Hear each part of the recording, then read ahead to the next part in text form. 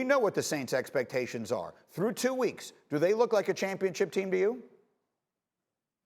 Absolutely not. I mean, I know they beat the Bucs in week 1, but you're looking at a team who, from penalties, they can't get themselves. I think they're leading the league in penalties. They're not disciplined, and they don't scare you offensively. I understand Drew Brees is trying to, protect, air yards and all that.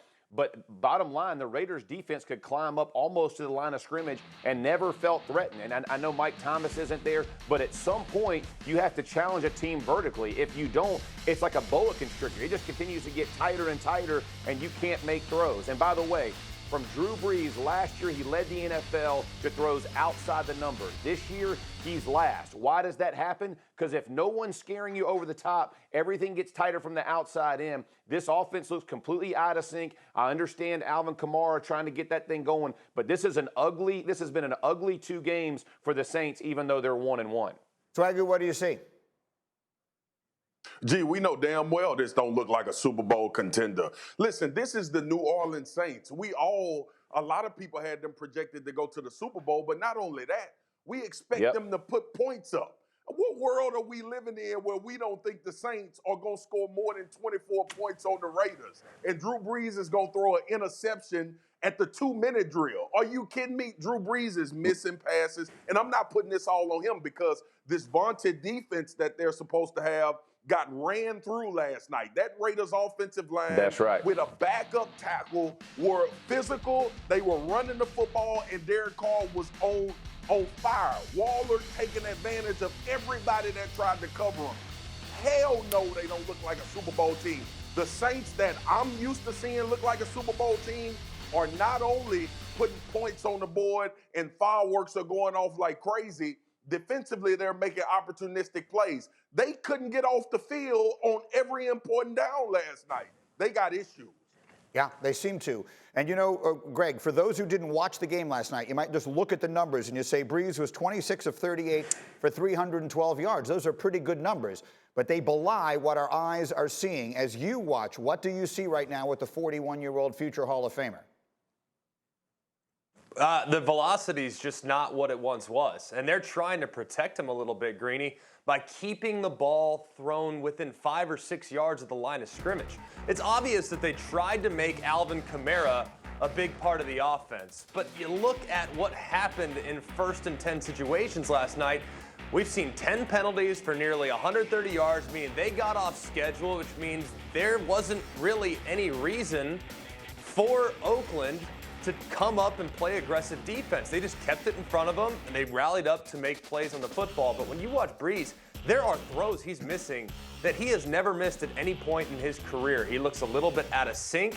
Clearly, the separation with the wide receivers hasn't been consistent the way we've seen in years past, and it's something they absolutely have to get sorted out, because for as good as Brees and Kamara can be, it won't matter if they're completely off schedule offensively. I didn't pick them to win. I had the score flipped. I thought Saints would be 34. They would be 24. But that's just a celebration because these wins are hard to come by. John Gruden has been under scrutiny for the moves he made when he first came in. This is a statement win for the Raiders. Now, we excoriating the Saints and talking about what they're not. I don't care. To win this game in Las Vegas for their first time opening the stadium up, to beat the Saints, that's a big deal for the Las Vegas Raiders, man. No question. And I'm going to stop saying Oakland at some point, G. But I was just going to say, if you're keeping track at home, that's 2 Oaklands so far this morning. I think you can count on the fact that there will be more. Meanwhile, Saturday, the Raiders are 2-0. Now, they played a team last night that we all expect to be good, and they're sitting there at 2-0. How good are they?